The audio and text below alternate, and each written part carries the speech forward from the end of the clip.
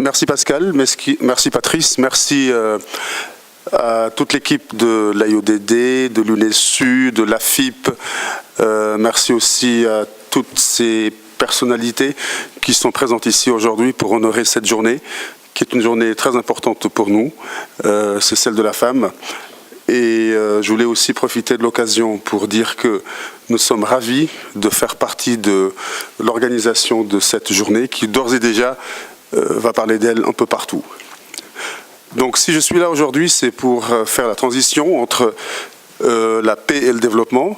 Donc ce matin et cet après-midi, on a beaucoup entendu parler d'initiatives à propos de développement économique, à propos de ces femmes qui aujourd'hui portent l'Afrique vers le haut, ce qui est très louable et très salutaire. Mais ce que je voudrais dire ici, c'est que, à côté de l'impact que ces femmes leaders jouent auprès de la jeunesse africaine, il faut également souligner que ces femmes sont des actrices aussi pour la promotion de la paix en Afrique. Et nous savons que sans la paix, il est très compliqué de prétendre à quelque développement que ce soit. Donc, raison pour laquelle je trouve que cette initiative qui a été lancée par ces différents partenaires est très louable.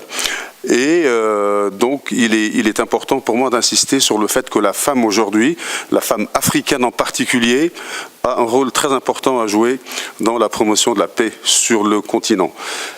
À ce propos, des initiatives ont été lancées en Afrique, par des hommes et des femmes, mais surtout par un très grand monsieur qui s'appelle Albert Tevo-Ejre, qui est béninois et qui a été, comme Patrice l'a dit, sous-secrétaire général des Nations Unies et qui aujourd'hui donc milite beaucoup pour la paix.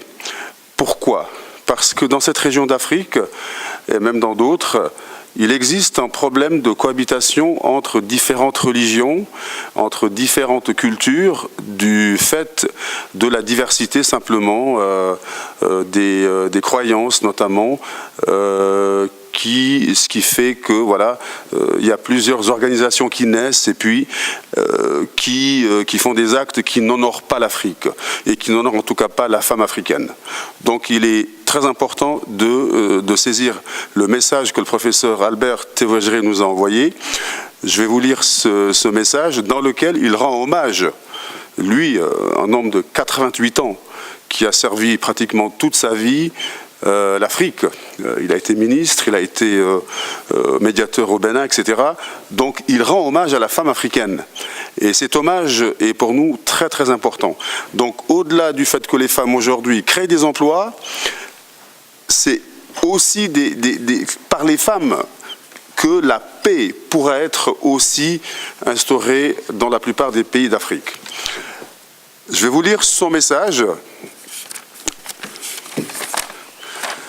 Donc, il nous dit, Madame la Présidente, Excellences, Mesdames, Messieurs, chers amis, je viens vous remercier du fond du cœur de m'accorder le privilège de saluer le colloque organisé ce jour pour rappeler l'importance capitale du sujet de la femme, de son rôle déterminant, spécifique, irremplaçable dans toutes les décisions qui affectent notre humanité. Je veux absolument vous voir réussir en pari, celui de démontrer dans toutes les instances que pour l'essentiel, la vie, c'est vous. C'est vous qui la transmettez, qui la livrez de façon crédible, parce que souffrante au monde qui l'accueille avec espérance. Parce qu'il en est ainsi, la conduite de la vie, sa protection, sa défense, son développement, son prolongement, son élévation en tout domaine directement vous concerne. Ces propositions générales que j'énonce visent à justifier les thèmes choisis pour vos échanges. Ils peuvent paraître éloignés des sujets habituellement assignés aux rencontres pour femmes. Vous avez choisi d'affronter toutes les réalités, les plus élevées, les plus inclusives de tous intérêts. Par souci de vérité, nous devons retrouver la mémoire et nous répéter à nous-mêmes nos constats et nos engagements. Ainsi, la déclaration et programme d'action adopté par les États membres de l'ONU en 1995 situait le thème « Les femmes et l'économie » au nombre de ces 12 domaines de préoccupation critiques. Les 189 gouvernements qui ont signé cet accord s'étaient engagés à entreprendre des actions concrètes pour réaliser des objectifs spécifiques visant à rehausser la position des femmes au sein de l'économie. Il y a déjà plus de 20 ans et la réalité économique en matière de production et d'échange ne cesse d'être massivement féminine, notamment en Asie et en Afrique évidemment. Alors, nous dit-il, je viens vous encourager à résister à l'injuste marginalisation. Je viens aussi vous engager à protéger en priorité votre propre patrimoine, la vie, la survie de l'espèce humaine attaquée de tous côtés par toutes sortes d'opérations de destruction massive. C'est ce regard sur la femme qui m'a inspiré ce simple constat, cette évidence largement partagée, dans l'impossibilité de placer un soldat derrière chaque citoyen pour garantir sa protection.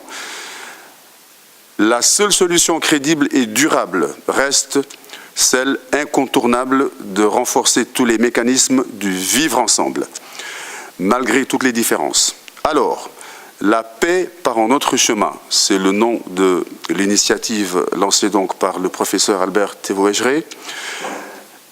Donc la paix par un autre chemin, celui prôné par l'initiative, conjugué à l'action conjointe d'éradication de la pauvreté, c'est l'autre chemin d'audace que l'Afrique vous propose.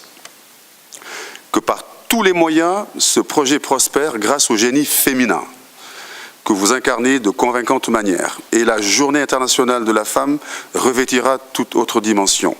La femme au cœur de l'émergence économique et du développement durable, c'est le développement nouveau, non de la paix. Le 8 mars sera ainsi désormais, grâce à vous, la journée du bilan dynamique de nos progrès de solidarité nouvelle donnant aux ODD non dynamiques, de nos progrès de solidarité nouvelle donnant aux objectifs de développement non seulement un caractère durable, mais celui d'une crédibilité vécue par les peuples fraternellement rassemblés dans le combat pour la paix. De Genève, en ce 8 mars 2017, un lumineux signal peut éclairer notre monde d'avance. Soyez-en remerciés. Donc Albert Thévoegeret qui signe aussi Frère Melchior pour ceux qui le connaissent aussi sous ce nom. Donc ça c'est le message que le professeur Thévoegeret donc nous a transmis. Donc l'association CIPINA, nous sommes le point focal en Suisse de cette initiative qui est soutenue, faut-il le rappeler, par l'ONU, par la CEDEAO, par l'Union africaine, par le Bénin évidemment, par la coopération japonaise, etc. Donc une initiative que je vous appelle aussi à visiter à travers une pétition qui est en cours et dont les formulaires circulent dans cette salle pour que vous la signiez, pour qu'on puisse aller porter haut la voix de la paix et la voix et le rôle que la femme africaine joue pour la promotion de la paix, la porter aux Nations Unies, à New York, de façon à ce que ça puisse, c'est déjà le cas, ça puisse être dans les premières priorités du nouveau secrétaire général des Nations Unies qui a signé cette pétition, hein, je le rappelle, au même titre que d'autres grands responsables de ce monde. Donc, en tant que point focal, nous avons la responsabilité de faire marcher donc cette initiative-là, et nous avons aussi la responsabilité de pouvoir, je m'arrête là, mon cher Patrice, la responsabilité de pouvoir aussi médiatiser vos initiatives. Vous faites beaucoup de choses, les hommes, les femmes surtout, en Afrique, vous faites beaucoup de choses, mais je crois que vos initiatives ne sont pas suffisamment connues en Afrique certainement, mais aussi en Europe. Donc, à travers nous, vous pouvez évidemment avoir une plateforme qui va servir, on va dire, de vitrine pour vos activités, pour vos initiatives, pour qu'on les fasse connaître et que cela fasse de vous et de nous et de tous ceux qui sont ici des locomotives pour la paix et le développement en Afrique.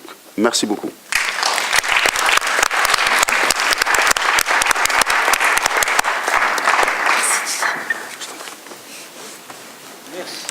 Merci Tidiane pour nous avoir fait part de ce message d'Albert Théveau-Giré et pour aussi nous engager à signer cette pétition pour la paix, pour le dialogue interculturel et interreligieux.